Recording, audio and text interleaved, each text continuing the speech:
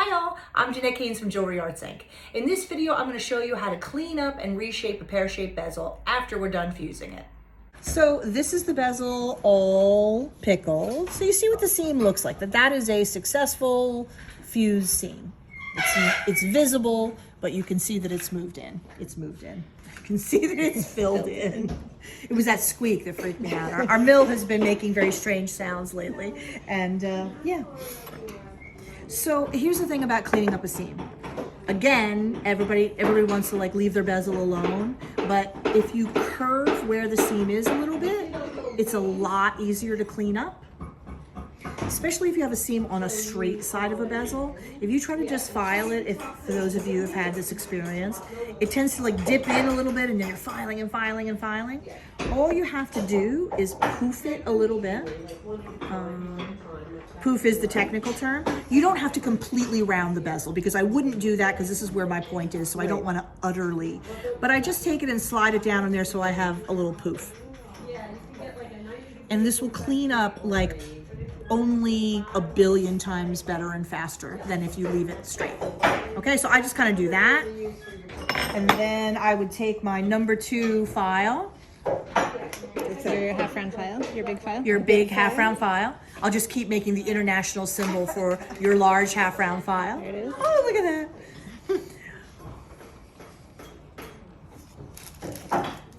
And it really usually just takes a couple strokes. And you notice my hand is resting on the table. I'm not trying to like freehand anything.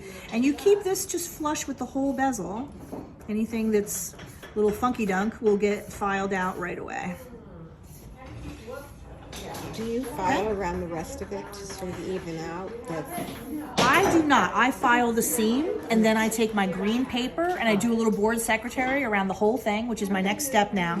Because once we do that, then, if I have not already done so, because the seam, whenever you fuse a seam together, rarely after you're done fusing is absolutely perfectly, it usually needs a little sanding. So I clean the side, I'm gonna on sandpaper, sand top and bottom, and then we're gonna reshape your bezel. Because here's the thing, I can't tell you how many times I've done this. I reshape my bezel perfectly and then go, oh shit, I forgot to sand it. And when you sand it, you always squeeze, you know what I mean? It just always misshapes a little bit. It just means you have to do it again. And then I go, Jeanette, why are you such a dum-dum? Just do it once. So at any rate, don't be a dum-dum like me. And so, board secretary, sand it top and bottom, and then I'll give you a little lesson in reshaping, okay? So look at this beautiful bezel. So the cleanup really doesn't take long at all. A few strokes of the file, little board secretary, looks all pretty. And then usually, you know, this is the point all along that the student is freaking out because you're like, oh, I took so long to shape it. It's gonna take us like 5 seconds to reshape it. So feel that. I guess you'll want the stone. Yeah, I will, yes. Oh, here we go. Gotcha. So here's the thing, because this is a pear shape, I'm gonna leave the point for the moment relatively alone. All I'm gonna do for the bottom part is slide it on the mandrel. I'm gonna roll it, not all the way around, but just like that, which will give us a fat-bottomed pear, which is what everyone wants in life for a variety of scenarios. And then I'm going to reshape it. And normally, just for the tip, really all I do, maybe my chain nose pliers, I would certainly have my Jewelry Arts dowel ready to deploy at any moment. My voice gets a little cheesier when I'm gonna show off a product, so that's how you know it's coming. Because I can take this, and I'm gonna hold it over the top and use my high-tech fingers and go, oh, okay, little squeeze. You see what I'm saying? Yeah, that's why I'm saying like people get freaked out about it. I've got a little space over here, so I'm gonna press that in just lovingly. Because the thing is, I understand why it makes people nervous. If it fit once, it's the perfect size. It is not hard to get it back to shape. I promise. Because look, already I'm going to tweak this a tiny bit more, but basically it's back in shape.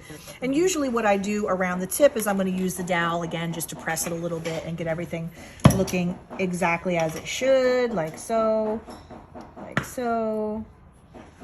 Okay, and then I also always flip it over. Always remember when you're making a bezel or reshaping a bezel, You want it to stay straight up and down. And a lot of times we inadvertently end up kind of coning it a little bit. So just make sure as you're working with it, just keep flipping it top to bottom. If you keep doing that, it'll rectify itself and you don't have to worry about it, in other words. Because of course, who among us hasn't gotten the little cone?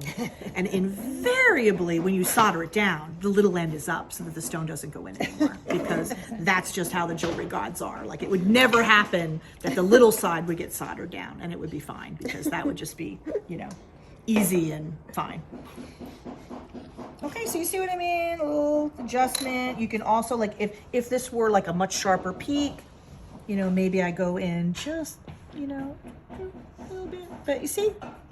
Okay, and then I'm going to move out of the way so Alexis can do a little close-up. But that's the thing. I understand why everyone gets freaked out about it, but it really isn't a big thing. You don't have to worry about it. See? Look how pretty that looks.